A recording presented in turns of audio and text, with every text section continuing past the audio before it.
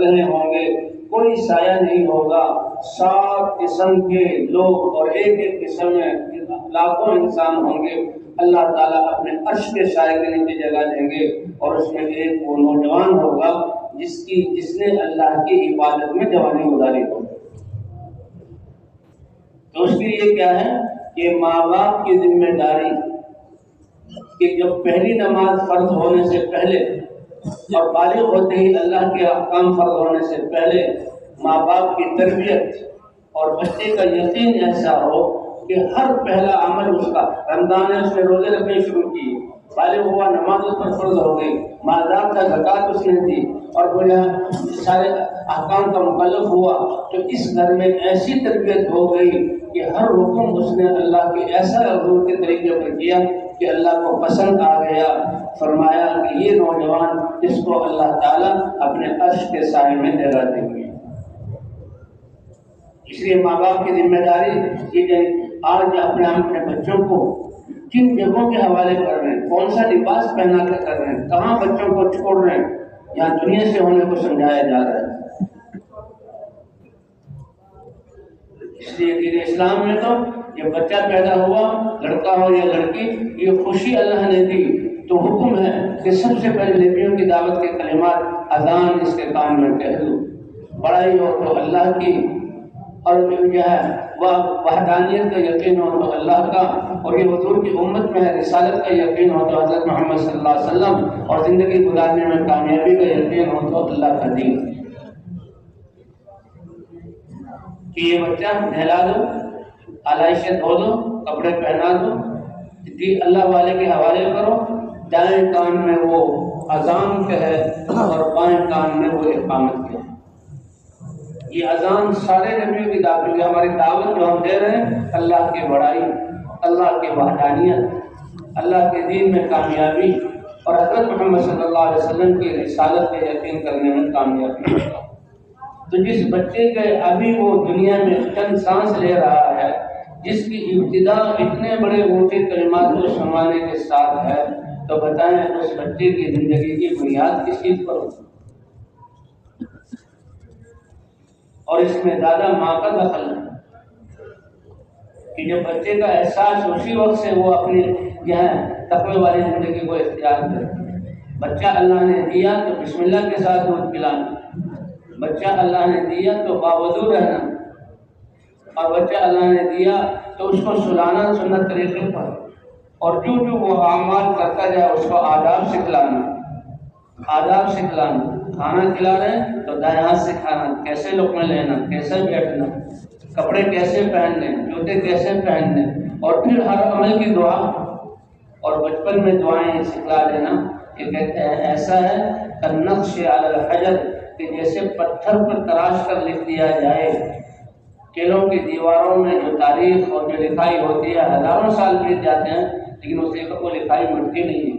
نہ بارشیں ان کو مٹا سکتی ہیں, نہ ہوا کے تھپیڑے ان کو مٹا سکتے ہیں, نہ گرد و غبار ان کو مٹا سکتا ہے. اس طرح بچپن کی سیکھی دعائیں اور آداب یہ پھر انسان کے بچپن تک اور زندگی کے آخر تک چلتے ہیں. بچے کا پہلا بول کہ اگر پہلا بول اللہ کا نام ہو اور اس کے بعد بچے کا پہلا بول لا الہ الا اللہ, جسے لا الہ الا اللہ کے الفاظ بچے کو سکھائیں تو لا الہ الا اللہ کی حقیقت بھی. بچہ سب سے پہلے جب ماں سے کہے اماں بھوکا ہوں تب ماں کیا کہے کہ بیٹا بھوک بھی اللہ کی طرف سے اور یہ کی نعمت ہے اور کھانا کھلانا رزق بھی کون دیتا ہے اور رزق دے کر پیٹ بھی کون بھرتا ہے, پیاس بھی اللہ کی طرف سے, پانی بھی اللہ نے پیدا کیا اور پانی پلا کر پیاس بجھانے والی ذات بھی کون سی ہے. اس لیے کہتے ہیں ایک بیماری ایسی لگتی ہے انسان کتنا کھائے پیٹ پھٹنے کو ہو جائے لیکن من نہیں بھرتا اور بھوک دور نہیں ہوتی. اللہ حفاظت فرمائے. ایک پیاس کی بیماری ایسی لگتی ہے پانی پہ پانی پیتے جاؤ پیٹ پھول جاتا ہے پھٹنے جیسا ہو جاتا ہے لیکن پیاس نہیں ہوئی. اس لیے مسلمان الحمدللہ الذی سقانا و اروانا تمام تعریفیں اس اللہ کے لیے ہیں. پانی بھی اس نے دیا, پلایا بھی اس نے اور سیراب بھی اس نے کی.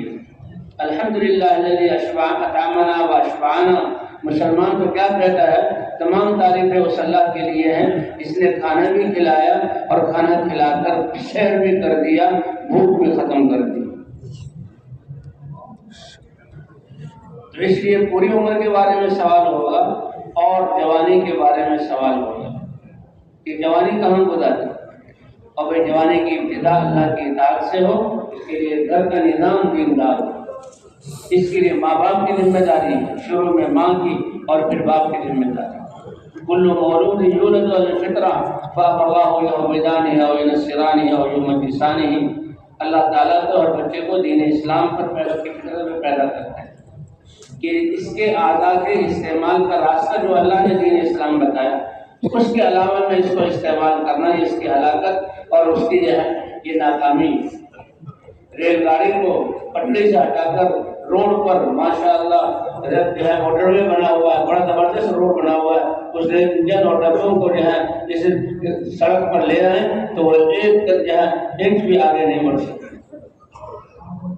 اور موٹر وے پر چلنے والی تیز رفتار بسوں کو لائن پر کھڑا کر دیں تو ایک جو ہے فٹ بھی فاصلہ طے نہیں ہوگا۔ تو ہر بچے کو دین اسلام فطرت اسلام پر پیدا کیا کہ اللہ تعالیٰ نے دین اسلام اس کی فطرت کے مطابق اتارا، لیکن اس ریل گاڑی کو جو ہے روڈ پر لانے والے اور روڈ کی بسوں کو لائن پر لانے والے یہ انسان، تو اس کو جو ہے بچے کے یقین کو فطرت اسلام سے کون ہٹاتے ہیں؟ اس کے ماں باپ۔ اگر یہودی مال کا یقین ہے تو بچے کا یقین بھی مال والا بنا دیں گے، مال کی باتیں ہوں گے، اور اپنا حسن اور بڑائی اور اپنی تعلیم مقصود ہے تو پھر نصرانیوں والا جذبہ پیدا کر دیں گے، اور خود پرستی ہے تو اسباب سے ہونا، بتوں سے ہونا اس کے دل میں بھر دیں گے۔ اور اگر بھائی مسلمان صحیح یقین والے ہیں تو بچے کا یقین بھی صحیح اور زندگی بھی پاکیزہ۔ جیسے ابراہیم علیہ السلام نے حاجر علیہ السلام کی تربیت کی، اور حاجرہ علیہ السلام نے اپنے دودھ پیتے بچے اسماعیل علیہ السلام کی جو ہے تربیت کی۔ تو تربیت کے لیے صحیح یقین، یہاں بھی یقین کی ضرورت ہے۔ تربیت کے لیے ان کے پاس کوئی کتابیں نہیں تھیں، قلم کاغذ نہیں تھے، کوئی مدرسے کی عمارت نہیں تھی، کوئی اور انسان پڑھانے والا نہیں تھا، ان کے پاس کیا تھا؟ اذن لا الہ الا اللہ، اللہ کے حکم پر چھوڑ کر جانے والے اگر اس کے حکم پر چھوڑ کر جا رہے ہیں تو اللہ ہمیں ہدایت نہیں کرے گا، پالے گا بھی، نشو و نما بھی کرے گا، اور میری اور میرے بچے کی تربیت بھی کرے گا۔ یقین اللہ کی ذات پر یقین، انا عند ظن عبدی بھی، اللہ فرماتے میرے بندو جیسے تم میرے ساتھ یقین کرو گے ویسے ہی میں تمہارے ساتھ معاملہ کروں گا۔ تو سب سے بڑی دولت اور سب سے بڑی بنیاد یہ یقین، اور انسان کی یہ اعمال سرمایہ دین والا ہر وقت انسان کے ساتھ ہے۔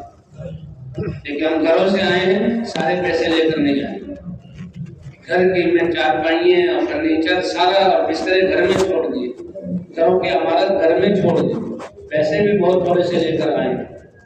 دنیا کے بنائے ہوئے اسباب انسان ہر جگہ منتقل نہیں کر سکتا۔ چور چوری کرتا ہے تو ان اسباب کو، ڈاکو ڈاکہ ڈالتا ہے تو ہمارے جمع کیے ہوئے ان دنیا کے ٹھیکروں کو پر ڈاکہ ڈالتا ہے۔ حکومت ٹیکس لگاتی ہے تو ہمارے دنیا کے سرمایہ پر، اگر بارڈروں میں ہمیں روکا جاتا ہے کہ اتنا سامان لے آ سکتے ہو اتنا نہیں تو یہ چیزیں، لیکن جو روحانی سرمایہ ہے کہ جب سے دل کے یقین کی لہریں زبان سے اللہ کی بڑائی اور کلمے اور ذکر کے بول اور جسم سے پڑھی ہوئی نمازیں اور ہر شعبے میں اللہ کے ادا کیے ہوئے اعمال احکام، وہ سارا نور اور سارا سرمایہ ہر انسان کے ساتھ ہے۔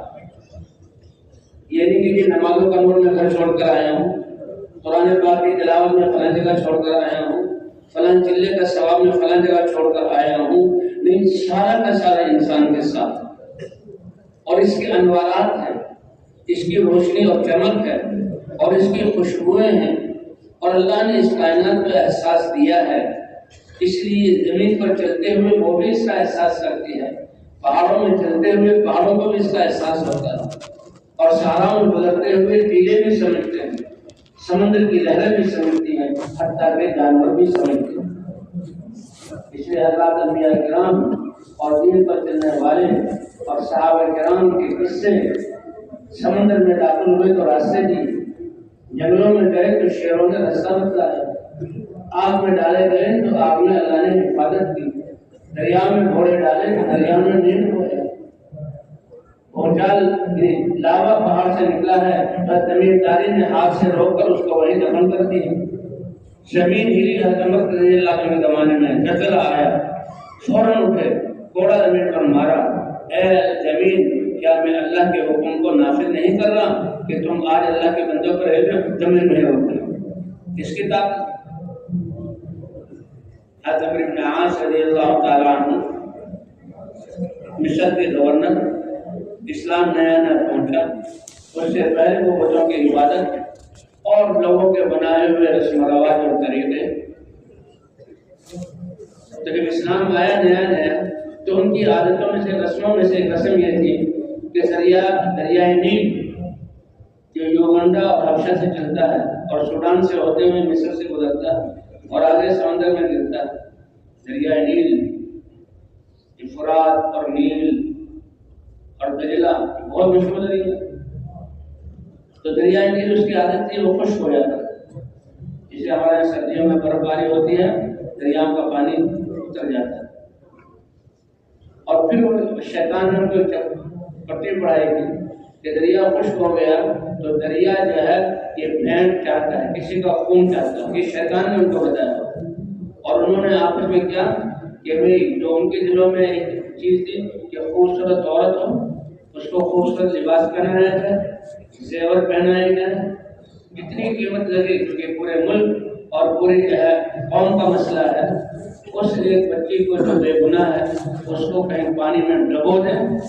ظلمن اور اس کو ختم کر دیں تو دریا جو ہے یہ بھینٹ مانگتا ہے، خون مانگتا ہے تو دریا چل پڑے، یہ ان کی عادت ہے۔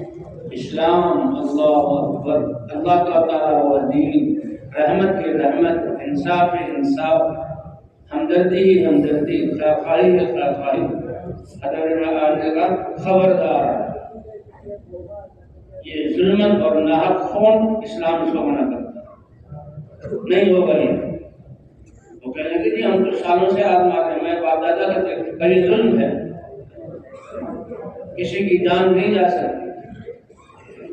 ابھی کچھ تو مسلمان ہوتے نئے یا جو اپنے مذہب پر باقی تھے زبردستی تو نہیں، تو انہوں نے کہا کہ یہ نہیں ہوگا تو دریائے نیل نہیں چلے گا، تو دریائے نیل اوپر نہیں چڑھے گا تو ہماری کھیتی کچھ ہوں گی، زراعتی ملک ہے تو ہم بھوکے مریں گے، حتیٰ کہ لوگوں نے ہجرت کرنا شروع کر دیا۔ حضرت عمرو بن عاص رضی اللہ تعالیٰ عنہ بہت پریشان ہوئے، امیر المومنین کو خط لکھا، امیر المومنین ایسے میں آیا اور لوگوں کی یہ عادت تھی اور میں نے روک دیا کہ خبردار اسلام کسی نہ کے خون تو کیا بہانا، کسی کو تھپڑ مارنا یا کسی کے دل کو دکھانا ہمارا اسلام اس کی بھی اجازت نہیں دیتا، اور تھپڑ مارنا یا دل دکھانا تو الگ بات ہے، کسی کی دل میں تحقیر اسلام اس کو بھی اجازت نہیں دیتا کہ دل میں کسی کو گھٹیا سمجھو، کہتے ہیں جس نے دوسرے کو دل میں گھٹیا سمجھا اللہ کی نظروں میں یہ تو گھٹیا ہو گیا۔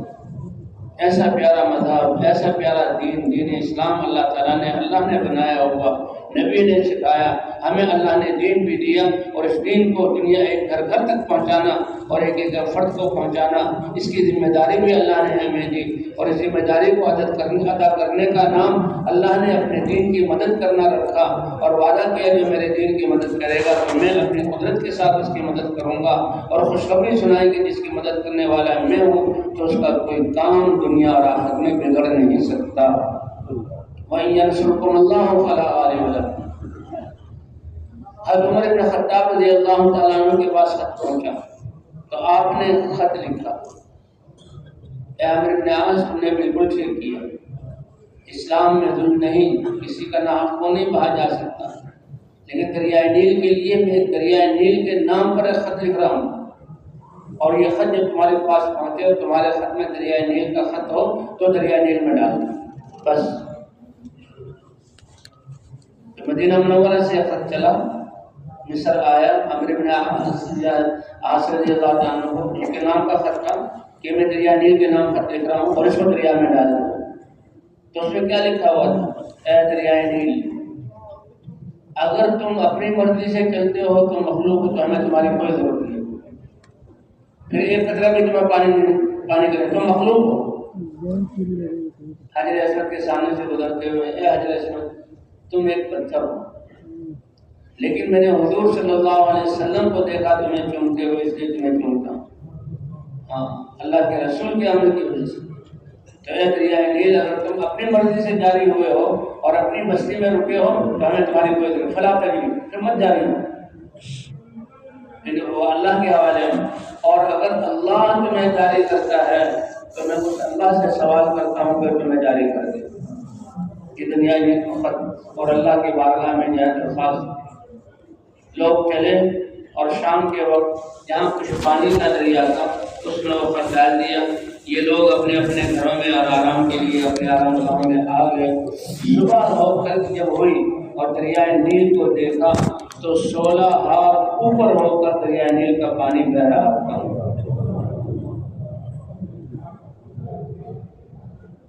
تو ایسے اس کائنات کو بھی احساس ہوتا ہے. صحابہ کرام دریاؤں نے ان کو راستہ دیا. ابو مسلم خولانی تابعی اور مسیلمہ کذاب کے زمانے میں مسیلمہ کذاب نے انہوں نے کہا نبوت یہ تو بہت بڑا عہدہ ہے، اور وہ جاہل یہ سمجھا کہ آدمی خود بھی اس عہدے کا دعویٰ کر سکتا ہے، حالانکہ نبوت اور رسالت یہ تو اللہ سرفراز فرماتے ہیں. اور حضرت محمد صلی اللہ علیہ وسلم پر اللہ نے نبوت کے دروازے کو بند کر دیا. آپ خاتم النبیین ہیں. دوسرے نبوت کا دعویٰ کیا. جاہل اور مفاد پرست خود اور لوگ اس کے تابع ہو گئے، لیکن یہ اپنے سچے ایمان والے تھے. تاکہ یہ ایک آدمی ہے عبداللہ بن صوف ان کا نام ہے، ابو مسلم ان کو کہتے ہیں، فولان یہ مقام ہے، وہ تمہاری رسالت کو نہیں مانتا. بلایا تو پہلے اس نے کہا حضرت محمد صلی اللہ علیہ وسلم کو اللہ کا رسول مانتے ہو؟ بالکل، اللہ ایک ہے، اس کے علاوہ کوئی عبادت کے لائق نہیں. محمد صلی اللہ علیہ وسلم اللہ کے رسول ہیں. کہا کہ اگر میں کہوں میں نبی ہوں تو مجھے نبی مانو گے؟ کہا یہ بات کو سننے کے قابل بھی نہیں، ماننا تو اگلی بات ہے. غصہ ہے لیکن برداشت کیا. دوبارہ سوال کیا، دوبارہ یہی جواب دیا. 6 بار سوال کیا، 6 بار یہی جواب دیا. اور غصے میں آ کر ملایا اور وہ جلا ہوا اور ڈال دو اس کو آگ میں. پتہ لگے کہ جو مجھے نبی نہیں مانے گا تو مانے گا تو کیا حال ہوگا. اس کو آگ میں ڈال دیا. کہتے آگ میں ڈالا، آگ سے ایسا ہوا کہ آگ نے ان کو نہیں جلایا. وہ تو حکم دے کے چلا گیا، ایندھن جمع کیا گیا ہوگا، آگ لگائی ہوگی، اس میں ڈالا. لوگ پہنچے اور مسلمہ، اور اس شخص کو ایمان والے کو مومن کو مسلمان کو تم نے آگ میں ڈالا، آگ اس کو نہیں جلا رہی. تمہارا یہ جھوٹا دعویٰ حوصلہ اس کو لوگ چھوڑ دیں گے اور اس کے دل کو اختیار کر لیں گے. تو وہ خود آیا ہاتھ جوڑے کہ تم ہمارے ملک کو چھوڑ دو کہ میرے اتباع کو میں چھوڑ دیں.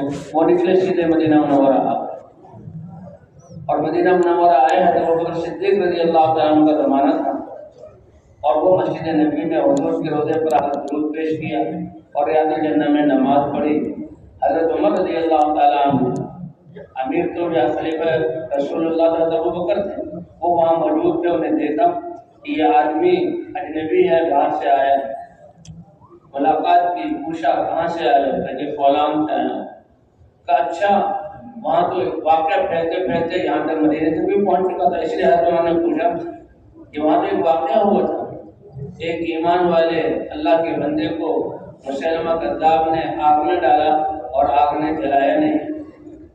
تو نے یہ نہیں کہا کہ اے عمر وہ تو میں ہوں، یہ نہیں کہا، بلکہ کہاں وہ ایک آدمی تھے، اللہ نے حفاظت کی، اللہ نے بچایا. تو اس طرح بات چل پڑی. حضرت عمر بھی حضرت عمر ہی تھے. اور پہلے بھی پھر تو معلوم ہوتا ہے تمہیں وہ شخص ہو. کہاں اے عمر وہی نہیں، وہ صحابی ہے، یہ تابعی. حضرت عمر رضی اللہ عنہ خوش ہوئے، گلے ملے اور چلے گئے. چلو ابوبکر کے پاس. حضرت ابوبکر کے پاس لے گئے. اے ابوبکر یہ ہے حضور صلی اللہ علیہ وسلم کی امت کا ایک فرد جو تابعی ہے، صحابی بھی نہیں. اللہ نے ان کے ساتھ وہ معاملہ کیا جو ابراہیم علیہ السلام کے ساتھ کیا تھا. اس لیے کہتے ہیں نبیوں والی محنت ہے، امت کو ملی ہے. امت اس نبیوں والی محنت کو کرے گی. اللہ کی مدد ایسی ہے، نبیوں کی مدد ہوئی اور اللہ تعالیٰ کی دعا ایسے نبیوں کی دعا کو قبول کیا گیا. نبیوں والی یعنی کرامتیں اللہ نے ظاہر کی۔ موسیٰ علیہ السلام کے لیے تو دریائے نیل کو خشک کیا گیا، کو خشک کیا گیا اور راستے اس میں سے بنائے گئے اور اس میں سے وہ پار ہوئے۔ اور اللہ تعالیٰ نے صحابہ کے لیے 4 موقعوں، ایک الحرمی جو بحرین کے سمندر کو انہیں پار کیا، اور ایک دریائے دجلہ اور دریائے فرات اور دریائے آمو پر صحابہ کی جمع گھوڑے جہاں دریاؤں پر گھوڑے 4 دفعہ ایسا ہو کہ وہ اللہ نے نصرت کی جو نبی کے ساتھ حضرت موسیٰ علیہ السلام نبی موجود ہے اور ان کی امت ہے، اور پانی کو خشک کر کے راستے بنا دیے، اور حضور صلی اللہ علیہ وسلم کے صحابہ الگ الگ اس کے کارن سے حضور موجود نہیں ہے، وہ جہاں اللہ کے دنیا سے تجلت فرما گئے، اور یہ صحابہ ہیں اور تابعین ہیں، اور ان کے لیے اللہ نے کہ گھوڑے کو انہوں نے دریا میں دوڑائے اور گھوڑے کے خود کو بھی جو ہے دریا کا پانی نہ اللہ نبی ان کے بارے میں جو بیان کیا جاتا ہے کہ انہوں نے اپنے لشکر کو دیکھا، سامنے سمندر کا پار، سمندر ہے، دریا بھی نہیں، اور دیکھو ہم اللہ کا پیغام لے کر آئے ہیں اور اللہ کے مخلوق تک پہنچانا ہے، اور یہ سمندر پانی کا ایک قطرہ ہے، یہ ہمیں کوئی نقصان نہیں پہنچا سکتا۔ سم اللہ، بسم اللہ پڑھو اور وقت اور سمندر میں گھس جاؤ۔ پھر دیکھو سمندر کیا کہتے ہیں، صحابہ کیا کہتے ہیں، سمینا، ہم نے اللہ کا نام لیا، وقت ہمنا، سمندر میں ہم گھس گئے، وعبرنا، سمندر کو پار کرنا شروع کیا، نیچے پانی موجیں مار رہا ہے، دائیں بائیں ہل رہا ہے، اور صحابہ کا لشکر گھوڑوں اور یا سواریوں پر چل رہا ہے، اور بڑا لمبا کئی کلومیٹر بن جاتے ہیں وہ انہیں پار کیا، اور جب خشکی پر پہنچے تو پانی صحابہ کی سواریوں کے گھوڑوں کو بھی نہیں لگا۔ وما ضل الماء واسفل خفافه، تو یہ ہے اللہ تعالیٰ ایمان اور اعمال والوں کی زندگی کیسے بناتے ہیں۔ اگر آج قیامت میں سب سے پہلا سوال عمر کہاں گزاری، اور دوسرا سوال جوانی کہاں خرچ کی، اور اللہ کے اتارے ہوئے علم پر کتنا عمل کیا۔ طلب العلم فریضۃ علی کل مسلم و مسلمہ، جب اللہ ہمارا رب ہے، کائنات اللہ کی ہے، اللہ نے ہمیں اتارا ہے، اللہ کے ہم ایمان والے ہیں، تو اللہ کیا چاہتے ہیں، یہ حاصل کرنا ہر ایک پر فرض ہے، اور ماں باپ کے ذمہ ہے کہ بچوں کی تربیت ایسی کریں۔ طلب العلم فریضۃ علی کل مسلم و مسلمہ، علم کے بارے میں سوال ہوگا کہ کیسے علم حاصل کیا اور کتنا عمل کیا۔ یہ علم کتنا طاقتور اللہ کی طرف سے اترا ہے، اسی علم کی بنیاد پر کہ انبیاء اور ایمان والے جس علم پر عمل کرنے والے بنے، اس علم کی بنیاد پر اللہ نے قوم عاد کے باطل کو توڑا، اسی علم پر عمل کرنے کے سے پہلے قوم سمود کے باطل کو توڑا، اور اسی علم کے عمل کی بنیاد پر اللہ نے نمرود کی نمرودیت کو ختم کیا، اور اسی علم کے عمل کرنے کی بنیاد پر اللہ تعالیٰ نے فرعونیت کو ختم کیا، قارونیت کو ختم کیا۔ علم ہو عمل کے ساتھ، علم ہو عمل کے ساتھ، اس علم کے بارے میں سوال ہوگا کہ اس علم کو کیسے سیکھا اور کیسے اس پر عمل کیا۔ اس علم کی طاقت ظاہر ہوتی ہے جبکہ عمل کرنے والے صحابہ کرام کی یہی صفت تھی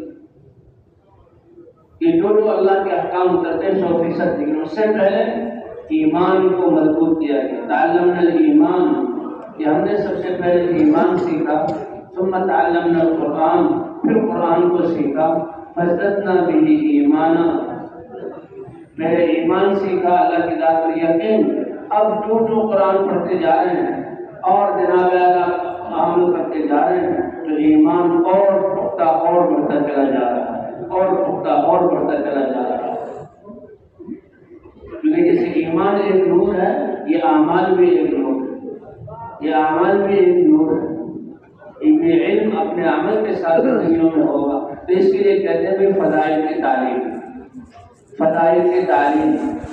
اللہ تعالیٰ نے اپنے احکام کو جو دنیا میں اتارا ہے انسانوں کے لیے، وہ رب ہے، وہ خالق ہیں، وہ رزاق ہیں، وہ ساری کائنات کے نظام کو چلانے والے ہیں، اسی کا حکم کائنات میں چلتا ہے، پہلے بھی اور ہمیشہ بھی چلے گا، لیکن وہ اپنا حکم دے رہے ہیں تو کیسے فضائل کے ساتھ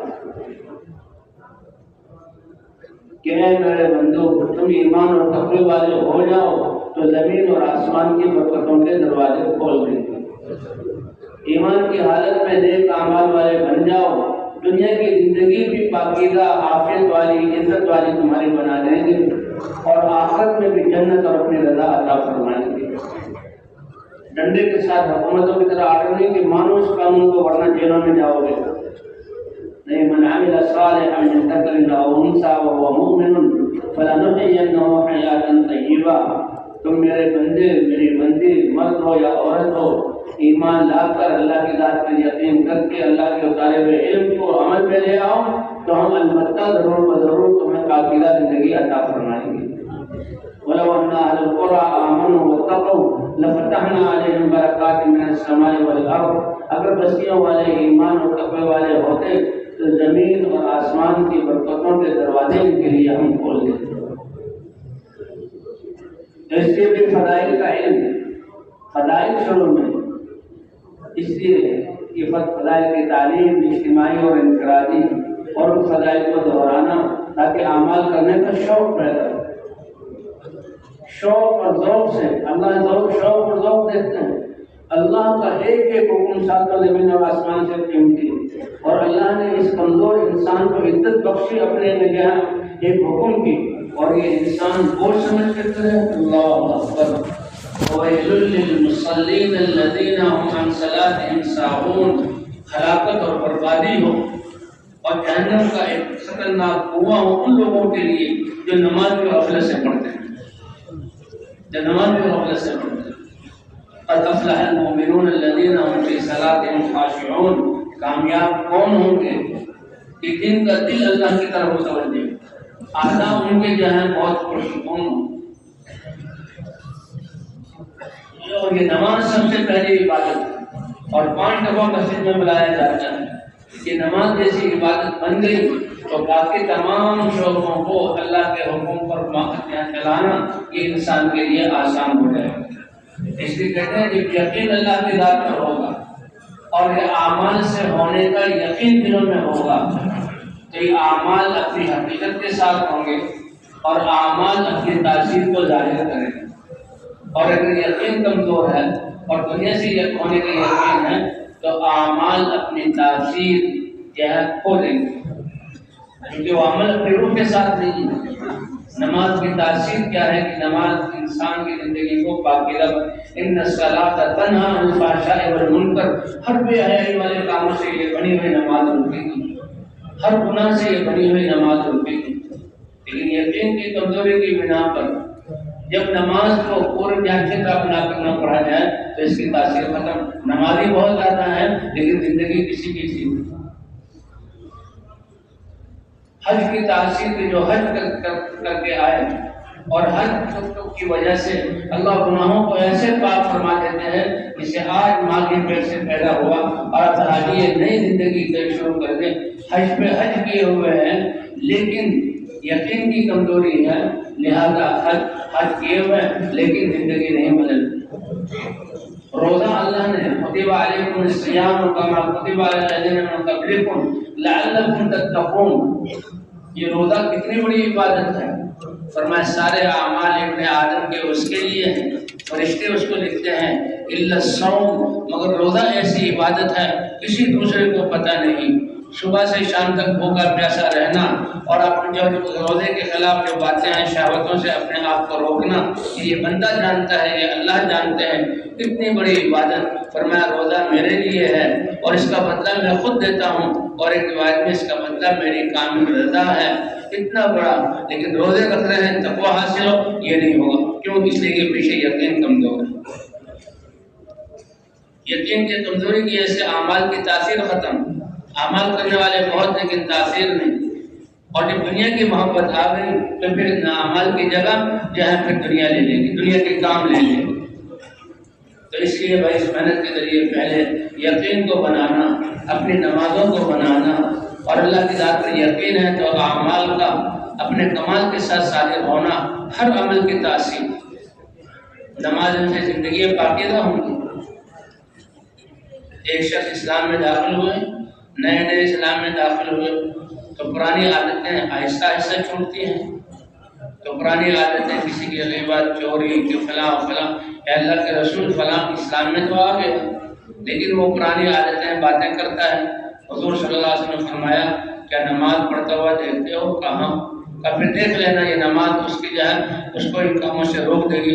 صحابہ کہتے ہیں ہم نے سب کی آنکھوں سے دیکھا کہ چند دنوں میں اللہ تعالیٰ نے سب کے سب جو ہے رضائیں چھڑوا دی ہے۔ اس لیے بھائی ہم اپنی نماز کو دیکھیں۔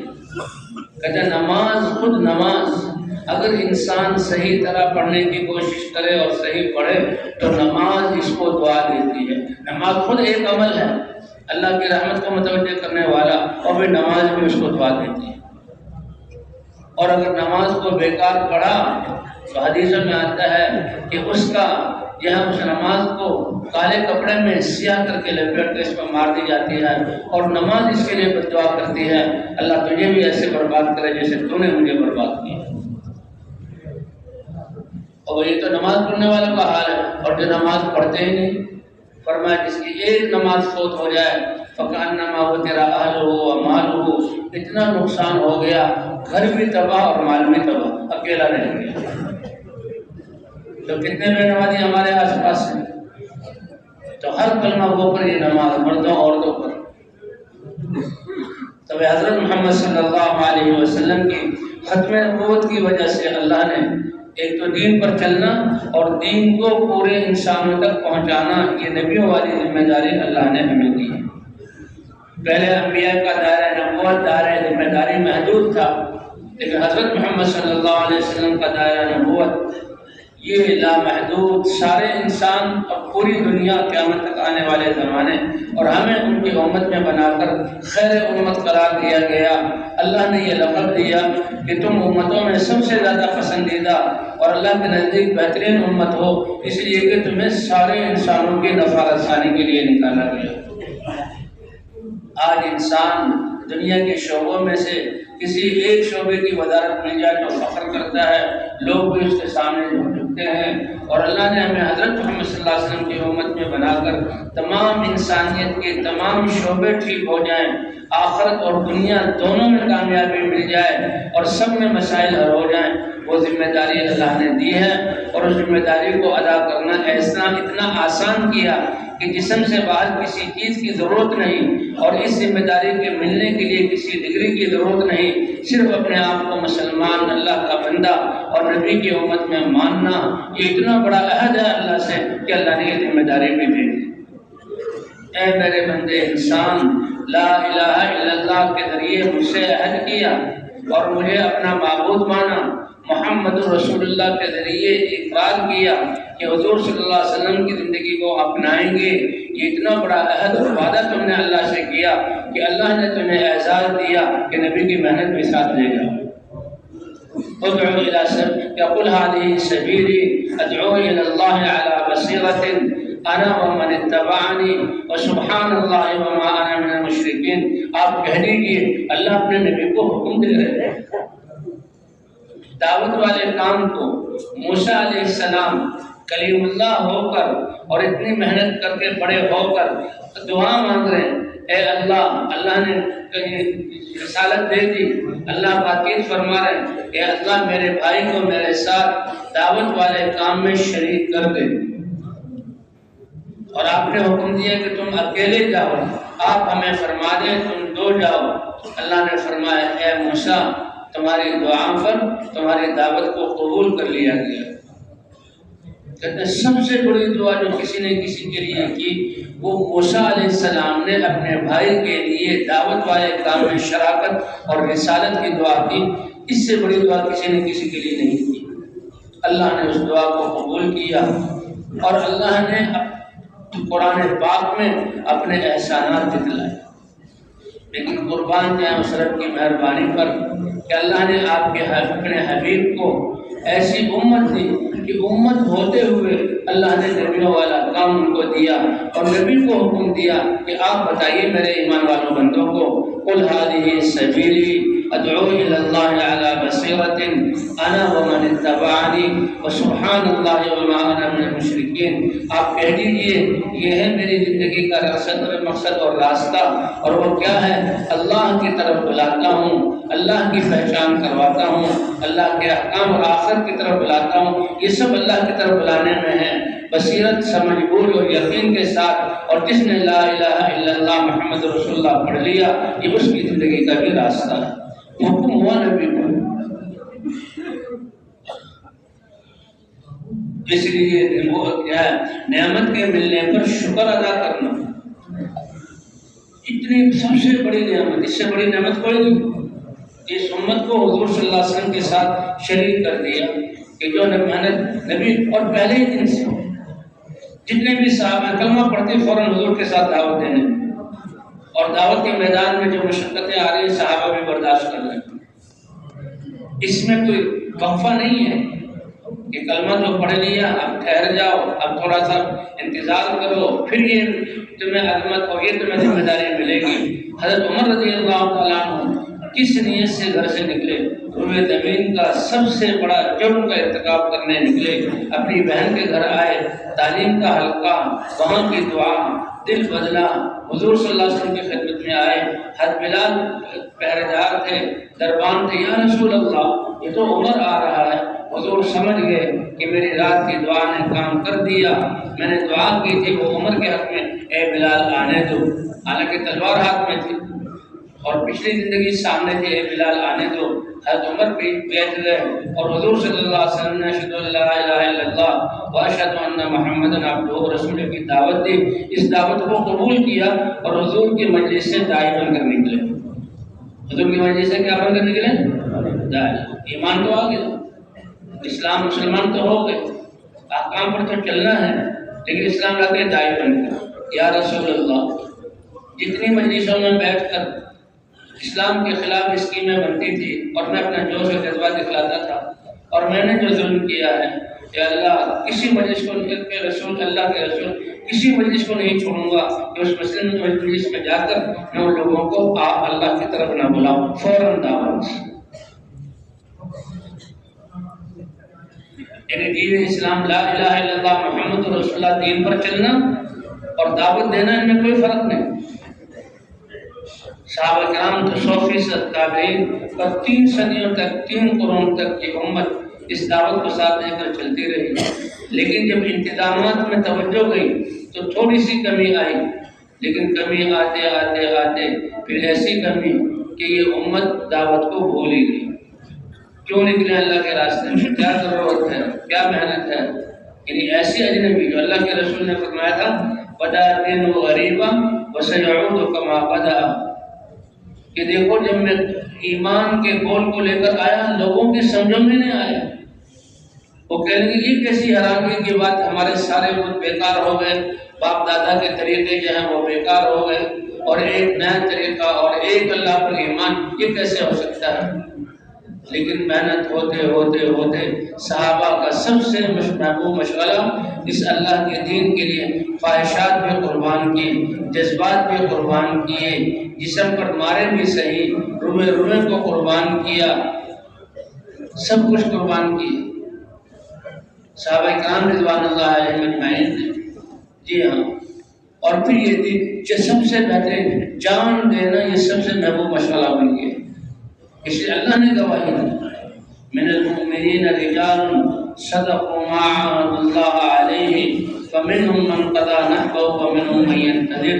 یہ ایمان والے ان میں سے کامل مرد ہیں، اللہ گواہی دے رہے ہیں کہ جو اللہ سے وعدہ کیا تھا کہ جان مال اب تیرے لیے ہے، تو سچا کر دکھایا اور میدانوں میں اتر کر اپنی جان اللہ کے حوالے کر دی اور شہادت کا جام نوش کر دی۔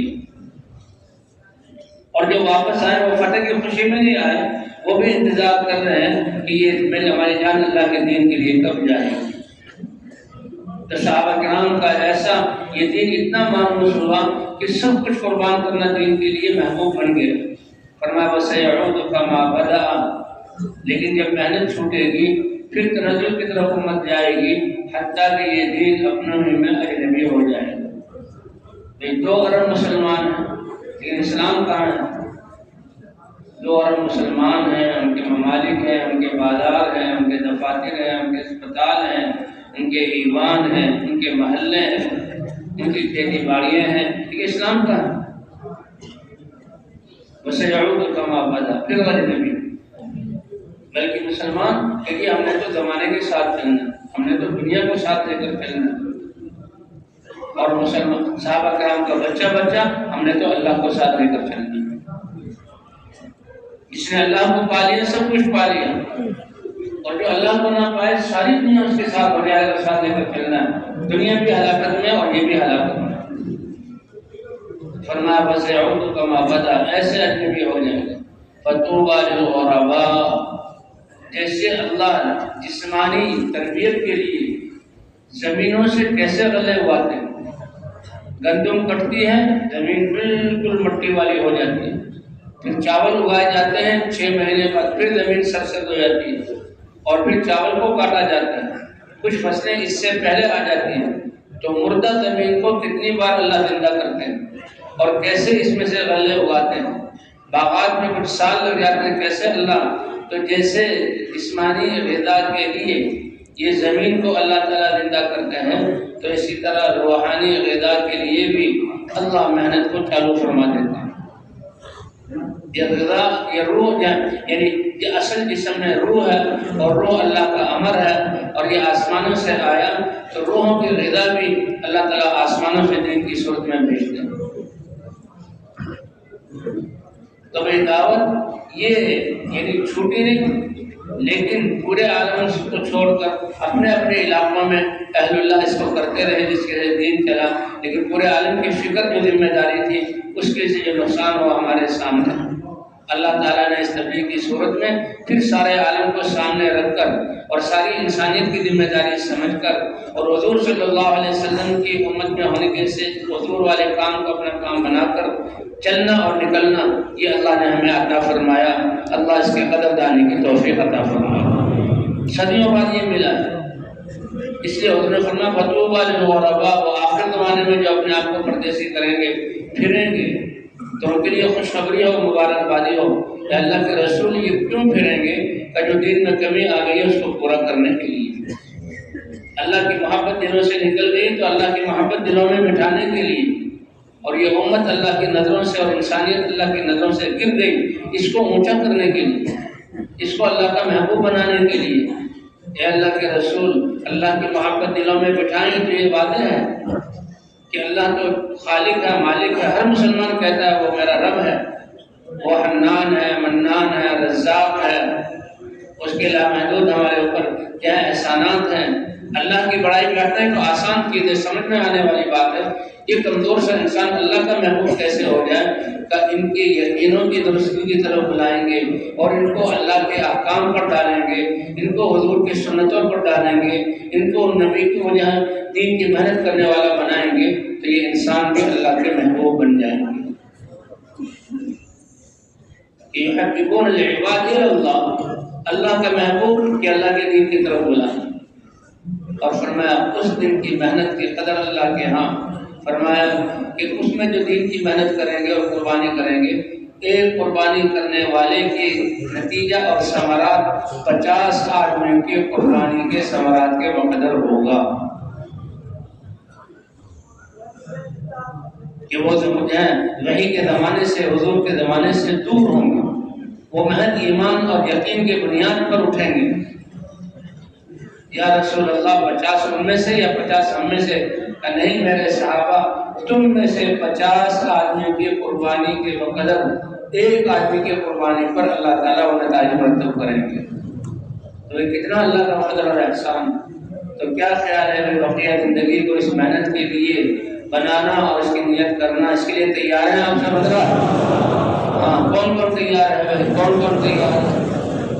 دل میں عزم اور ارادہ، یہ اللہ کے ہاں قبول ہے، اور اسی سے اللہ کے ہاں یہ اللہ کی قبولیت کی ابتدا ہوتی ہے۔ انما الاعمال بالنیات، اور نیت کر کے تم اللہ کے راستے میں نکلو گے، یہ قدم کوئی کمپنی اور کوئی ادارہ کبھی کتنے قدم گھر سے یہاں تک ہوئے کوئی نہیں گنتا، اور قدموں کا کوئی اجر نہیں، اور جسم پر پڑنے والی گرد و غبار اس کا کوئی بدلہ نہیں دیتا۔ لیکن اللہ ایسے قدردان ہے کہ نماز کے لیے بھی جاؤ گے، ایک ایک قدم پر ایک نیکی ملے گی، ایک گناہ معاف ہوگا، ایک درجہ بلند ہوگا، اللہ کے راستے میں نکلو گے، ایک ایک قدم پر 700 نیکیاں اللہ عطا فرمائیں گے، اور وہ جسم پر غبار پڑے گا، اللہ اس غبار کو جنت کی مشک بنا کر تمہارے جسموں پر ڈالیں گے۔ یہ اللہ کی دین، اور اللہ کی مدد تمہارے ساتھ ہوگی، اور اللہ کی مدد ساتھ ہو، دنیا کی طاقت تمہارے بال بیگا نہیں کر سکتی۔ تو بھئی یہ تو دنیا ہے، اللہ کو یہ زندگی ہے ہی اس کے لیے، اور اس کے کیا مطلب کہ دین کے تقاضوں کو مقدم کریں گے اور دنیاوی تقاضوں کو پیچھے کریں گے۔ تو میں تیار ہیں اس کے لیے انشاءاللہ۔ تو اس کی دلیل اس ساتھ ان نپٹنے میں سے ان کے 4 مہینے نہیں لگے، وہ تو اپنے آپ کو 4 مہینے کے لیے پیش کر کے اور کھڑے ہو جائے، اللہ کو دکھا دیں۔